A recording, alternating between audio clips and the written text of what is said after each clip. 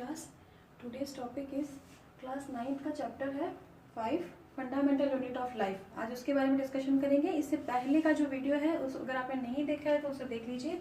उसमें जो है सेल और सेल ऑर्गन के बारे में, सेल थ्योरी के बारे में, ये सब हमने बात की थी. आज हम बात करने वाले हैं जो एनिमल सेल है और प्लांट सेल, उसके बीच में क्या डिफरेंस है उसके बारे में बात करने वाले हैं आज. एक्चुअल में देखो उस दिन हमने सारे सेल ऑर्गन्स के बारे में डिस्कशन कर लिया था. तो मैंने आपसे बताया था कि एनिमल सेल और प्लांट सेल के बारे में डिफरेंस और प्रोकैरियोटिक एंड यूकैरियोटिक सेल जो है उसमें क्या डिफरेंस होता है उसके बारे में नेक्स्ट क्लास में डिस्कशन करेंगे. तो आज हम वो डिस्कस करते हैं.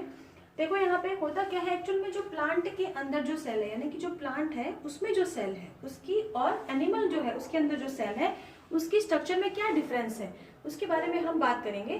तो देखो जो प्लांट सेल होती है उसकी स्ट्रक्चर कुछ ऐसी होती है. ठीक है, जो प्लांट सेल है उसकी स्ट्रक्चर कुछ ऐसी होती है. और प्लांट सेल के अंदर सबसे पहले जो आउटर मोस्ट जो लेयर होती है वो हमेशा सेल वॉल होती है. ठीक है, जो भी एनिमल सेल होती है उसमें आउटर मोस्ट लेयर जो है वो हमेशा सेल मेम्ब्रेन होती है. ठीक है, तो देखो जो प्लांट सेल होगी उसकी आउटर मोस्ट लेयर जो होगी वो सेल वॉल होगी. और सेल वॉल जो होती है वो एक तरह से डेड मटेरियल सेलुलोज से उसका फॉर्मेशन होता है. ठीक है, तो सेल वॉल का फॉर्मेशन किससे होगा? सेलुलोज से. और ये जो है इसकी सबसे आउटर मोस्ट लेयर होती है. जबकि जो एनिमल सेल है उसके अंदर ये एब्सेंट होती है, सेल वॉल प्रेजेंट नहीं होती है. उसके बाद हम बात करेंगे कि जो प्लांट सेल है उसके अंदर एक लार्ज वैक्यूल होती है. उस लार्ज वैक्यूल की वजह से जो प्लांट सेल है उसकी जो न्यूक्लियस है उसकी कंडीशन हो जाती है पेरिफेर, यानी कि वो सेंटर में नहीं होके पेरिफेरल कंडीशन में हो जाता है न्यूक्लियस. जबकि जो लार्ज वैक्यूल है वो सेंटर में रहती है. ठीक है, उस सेंटर में रहने की वजह से उसके और लार्ज होने की वजह से क्या होगा, जो न्यूक्लियस होगा वो सेंटर से हटके पेरिफेरल कंडीशन में आ जाता है. जबकि एनिमल सेल के अंदर कोई लार्ज वैक्यूल नहीं होती है, या तो वैक्यूल एब्सेंट होती है और इफ अगर वैक्यूल होती है तो वो बहुत ही स्मॉल होती है साइज में, और जो न्यूक्लियस होता है वो सेंट्रल कंडीशन में रहता है.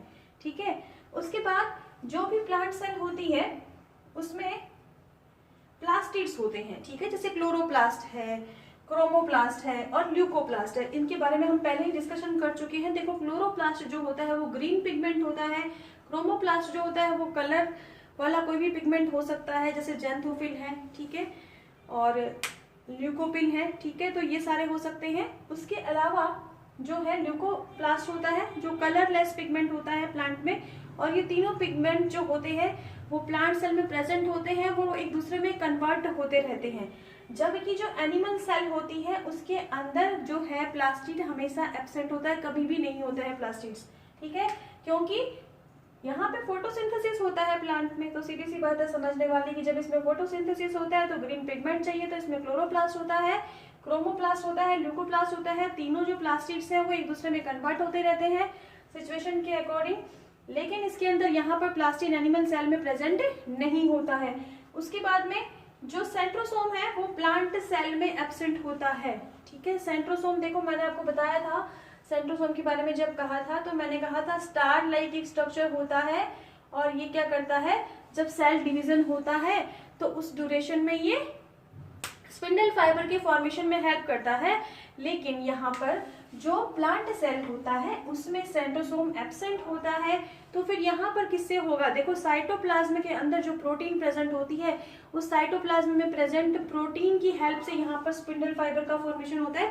बिकॉज स्पिंडल फाइबर का फॉर्मेशन दोनों ही कंडीशन में होता ही है, प्लांट में भी होता है और एनिमल में भी होता है. लेकिन एनिमल के अंदर स्पिंडल फाइबर का फॉर्मेशन हो रहा है सेंट्रोसोम की हेल्प से, और प्लांट के अंदर किससे हो रहा है, जो साइटोप्लाज्म के अंदर जो प्रोटीन प्रेजेंट है उसकी वजह से.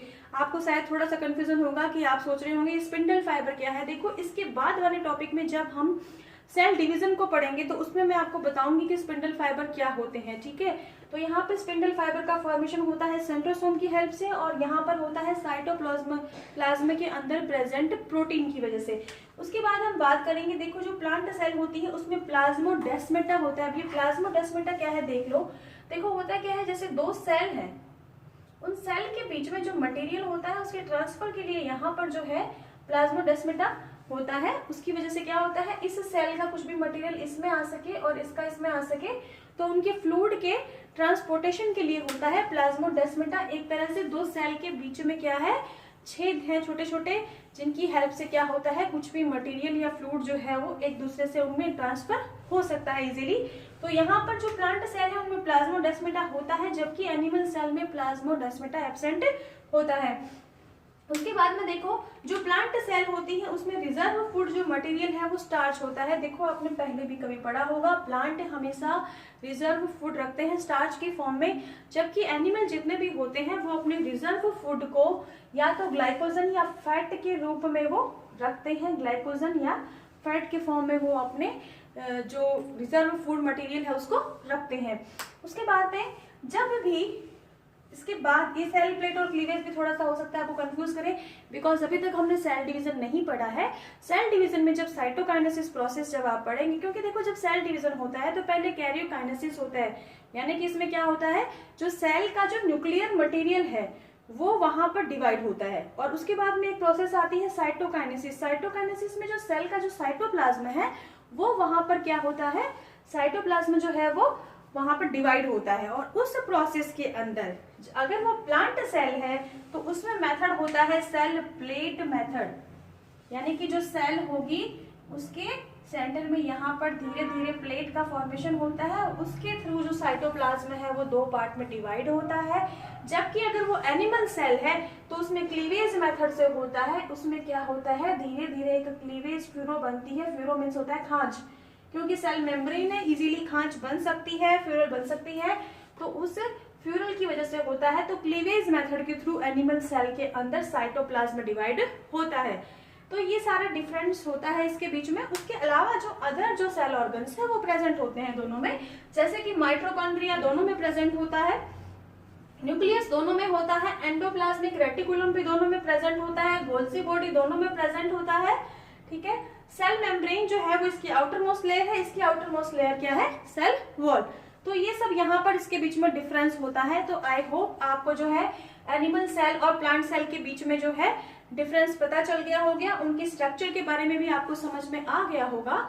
इसके बाद हम आगे बात करते हैं प्रोकैरियोटिक एंड यूकैरियोटिक सेल के बीच में क्या डिफरेंस होता है, उसकी बात करते हैं। तो मैं इसे अब मिटा देती हूँ। तो हमने एनिमल सेल और प्लांट सेल के बीच में डिफरेंस पढ़ लिया।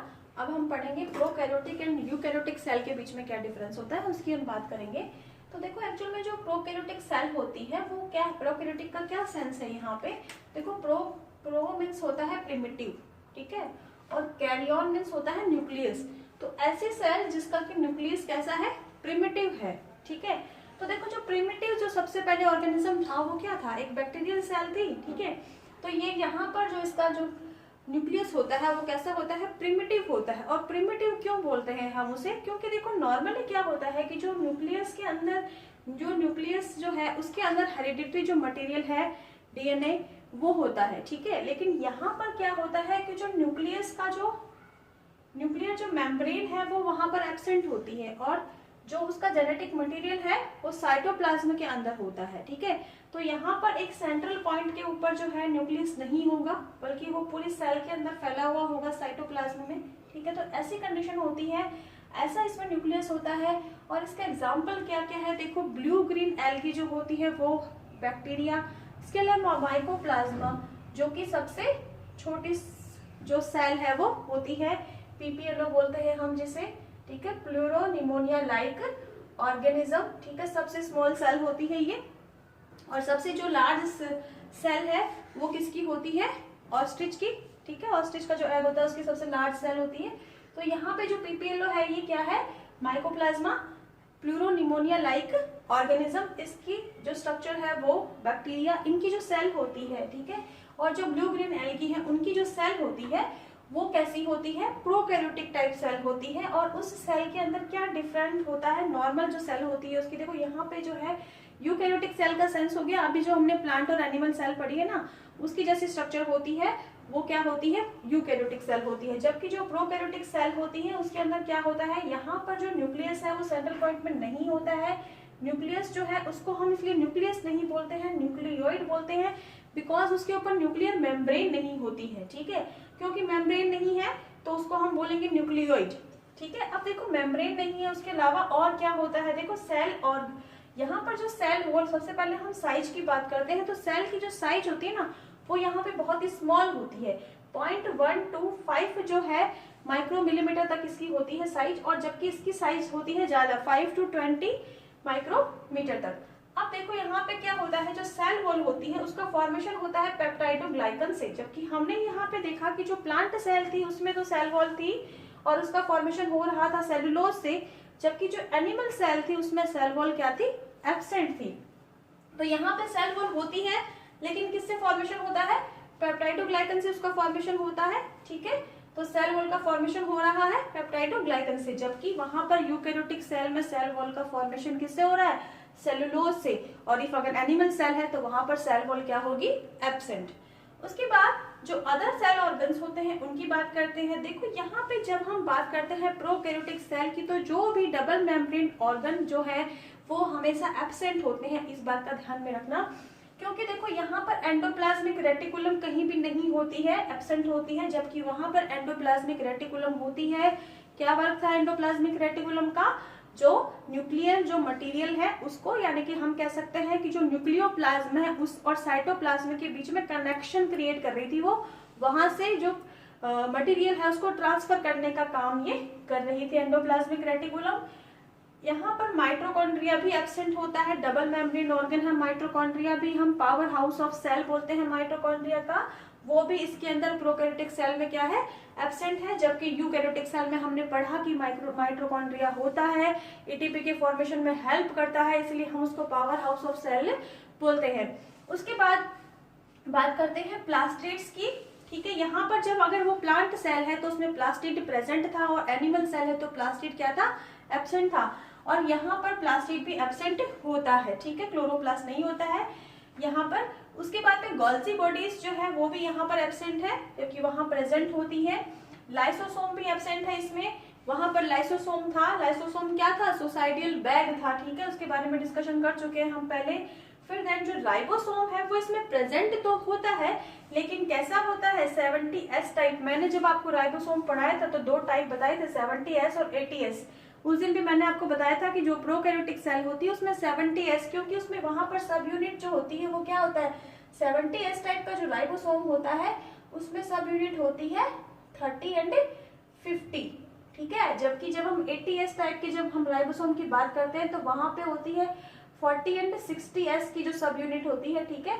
तो ये 80S टाइप का होता है, ये यूकैरियोटिक सेल में होता है, प्रोकैरियोटिक सेल में 70S टाइप का राइबोसोम होता है, ठीक है। उसके बाद में जो न्यूक्लियस है वो इसका किस तरह का होता है, तो देखो यहाँ पर न्यूक्लियस में न्यूक्लियर मेम्ब्रेन नहीं होती है, न्यूक्लियर मेम्ब्रेन एब्सेंट होती है, वहां न्यूक्लियर मेम्ब्रेन होती है, उसमें स्मॉल जो है पोर्स होते हैं, और उसी की हेल्प से क्या होता है, जो भी न्यूक्लियस के अंदर जो न्यूक्लियोप्लाज्म है उसी से साइटोप्लाज्म में कुछ भी जो मटेरियल है उसका ट्रांसपोर्ट होता रहता है। तो यहाँ पर न्यूक्लियर मेम्ब्रेन है ही नहीं, न्यूक्लियर जो भी मटेरियल है वो क्या है, पूरे साइटोप्लाज्म के अंदर स्प्रेड हुआ है इन साइटोप्लाज्म, ठीक है। जो जेनेटिक सब्सटेंस जो भी होगा, डीएनए वगैरह, वो क्या होगा, साइटोप्लाज्म में स्प्रेड हुआ होगा। इसीलिए क्या होता है कि जैसे अमीबा लाइक जो ऑर्गेनिजम्स हैं उनमें क्या होता है कि जैसे उसके साइटोप्लाज्म जो है उसके अंदर पूरा न्यूक्लियर जो जेनेटिक मटेरियल है वो है, तो अगर उसको कहीं से कट करते हैं तो उससे क्या होता है, नया अमीबा बन जाता है, इस तरह की स्ट्रक्चर होती है ना। तो ऐसा होता है क्यों, क्योंकि यहाँ पर जो साइटोप्लाज्म है उसके अंदर न्यूक्लियर मटेरियल पूरे में स्प्रेड है, न्यूक्लियस के अंदर सेंटर पॉइंट में नहीं है वो, ठीक है। उसके अलावा जो सेंट्रोसोम है वो भी यहाँ पर एब्सेंट होता है। मैंने यहाँ पर आपको बताया था कि सेंट्रोसोम जो है वो प्लांट सेल में एब्सेंट होता है, बट इफ अगर वो एनिमल सेल है तो उसमें सेंट्रोसोम होता है, और उस सेंट्रोसोम का वर्क क्या है, स्पिंडल फाइबर का फॉर्मेशन करना, जो कि यहाँ पर नहीं होता है, एब्सेंट होता है। और जो फ्लैजिला है वो कैसी होती है, अगर प्रेजेंट है तो बहुत ही स्मॉल फ्लैजिला होती है, उसमें कोई स्पेशल स्ट्रक्चर नहीं होती। जबकि इफ अगर यूकैरियोटिक सेल में फ्लैजिला प्रेजेंट है तो वहां पर कैसी होगी, 2+9 स्ट्रक्चर होगी यहाँ पर फ्लैजिला की। इस स्ट्रक्चर के बारे में जो है हम बात कर सकते हैं। देखो इस तरह की होती है ये, अगर 2+9 स्ट्रक्चर होगी तो देखो 2 तो अंदर होते हैं, ठीक है, और 9 जो है बाहर की तरफ होते हैं। तो इस तरह की स्ट्रक्चर रहती है फ्लैजिला की, यानी कि अगर हम उसका जो है टीएस कट करते हैं 1 2 3 4 5 6 7 8 9, तो इस तरह की स्ट्रक्चर उसकी बनती है फ्लैजिला की। तो ये जो स्ट्रक्चर होती है इसको हम बोलते हैं 2+9 स्ट्रक्चर। यानी कि जैसे ऐसे ये फ्लैजिला है ना, यूं, तो इसको हमने यहाँ से कट किया, तो यहाँ से कट करने पर इसकी जो स्ट्रक्चर दिखाई दे रही है वो कुछ इस तरह की होती है। 2+9 स्ट्रक्चर होती है, उसमें सेंटर में पॉइंट पे होते हैं 2 और बाहर की तरफ 9 होते हैं, तो 9+2 स्ट्रक्चर इसको हम बोलते हैं। तो फ्लैजिला की स्ट्रक्चर अगर इस तरह की होती है, अगर यूकैरियोटिक में फ्लैजिला प्रेजेंट है तो, और यहाँ पर जो है फ्लैजिला अगर होगा तो कैसा, उसमें कोई स्पेसिफिक कोई स्ट्रक्चर नहीं है उसकी, और जो है बहुत ही स्मॉल फ्लैजिला प्रेजेंट होता है। यहाँ पर एक बैक्टीरियल सेल का डायग्राम मैंने बनाया है, और यहाँ देखिए आप क्या क्या है इसके अंदर। यहाँ पे देखो जो बैक्टीरियल सेल होती है उसकी जो आउटर मोस्ट लेयर होगी वो हो जाएगी सेल वॉल, ठीक है। फ्लैजिला होता है उस पे, और ये न्यूक्लियोइड है इसका। न्यूक्लियोइड हम क्यों बोल रहे हैं, क्योंकि वो प्रिमिटिव न्यूक्लियस है और उस पर मेम्ब्रेन नहीं है। जब न्यूक्लियस पर मेम्ब्रेन नहीं होती है तो उसको न्यूक्लियोइड कहा जाता है, ठीक है। तो न्यूक्लियोइड है, और इसके अलावा यहाँ पे प्लाज्मिड है। प्लाज्मिड क्या है, देखो प्लाज्मिड जो होता है वो एक्चुअल में बैक्टीरिया का एक्स्ट्रा डीएनए होता है। जो बैक्टीरिया होते हैं ना, और आप अगर कहीं आगे पढ़ोगे बड़ी क्लासेस में कि जो प्लाज्मिड है उसका बहुत बड़ा रोल होता है बायोटेक्नोलॉजी के अंदर, ठीक है।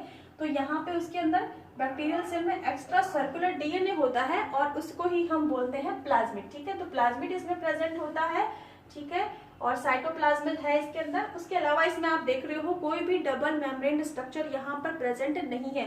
तो ये सारे जो सेल ऑर्गन्स हैं जिन पे मेम्ब्रेन होती है वो यहाँ पर एब्सेंट होते हैं, और बहुत ही सिंपल टाइप की सेल है, प्रिमिटिव टाइप की सेल है। प्रेजेंट किसमें होती है, ये जो है ब्लू ग्रीन एल्गी में, बैक्टीरिया में और माइकोप्लाज्मा में होती है। जबकि बाकी जितने भी जो ऑर्गेनिजम्स हैं उनके अंदर यूकैरियोटिक टाइप की सेल होती है, यानी कि प्रोटिस्टा है, अगर वो फंजाई है, प्लांट है, एनिमल है। देखो आपने 5 किंगडम सिस्टम के बारे में कभी सुना होगा, तो 5 किंगडम सिस्टम की हम जब बात करते हैं तो उसमें 5 किंगडम्स को, मतलब जितने भी ऑर्गेनिजम्स है उनको 5 किंगडम्स में डिवाइड किया गया है, ठीक है ना। तो वो 5 किंगडम्स जो है वो कौन कौन से हैं, वो है मोनेरा, ठीक है, और प्रोटिस्टा, फंजाई,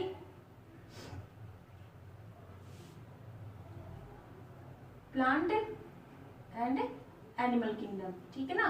तो ये यहाँ पर जो 5 किंगडम सिस्टम से हमने जो 5 जो किंगडम है उसके अंदर जब डिवाइड करते हैं, जब हम सारे ऑर्गेनिजम्स को, लिविंग ऑर्गेनिजम्स को, तो यहाँ पे जो 5 किंगडम्स है उनमें से सिर्फ एक किंगडम जो ये है मोनेरा, इसके जो एनिमल्स होते हैं वो प्रोकैरियोटिक सेल वाले होते हैं। बाकी जो चारों किंगडम्स है यानी कि protista, fungi, plant and animal, इन सबके जो भी ऑर्गेनिजम्स होंगे उनके अंदर सेल कैसी होगी, यूकैरियोटिक टाइप की होगी।